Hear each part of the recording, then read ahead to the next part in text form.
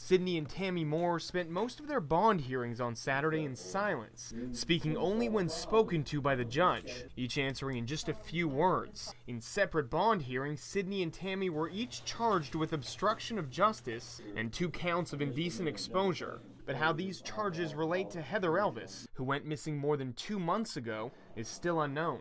Anything that we release at this point could jeopardize the case. We've got to be really tight-fisted on all of that stuff. Certainly not trying to deprive the public or the family or anyone else of any information. But right now, it could do a lot more harm than it could do good. Now, both Sidney and Tammy Moorer are being held here at the J. Reuben Long Detention Center with further charges still pending.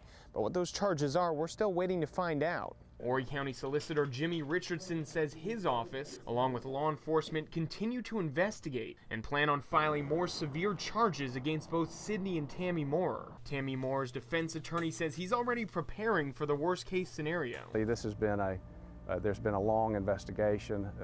They have either a missing person or possibly a homicide. So clearly that's in the public domain, and that's what the focus of this has been. Saturday in court, Judge Dennis Phipps set bond for the obstruction of justice and indecent exposure charges at $20,000. On these charges alone, Judge Phipps says Tammy and Sidney could face up to 16 years in prison.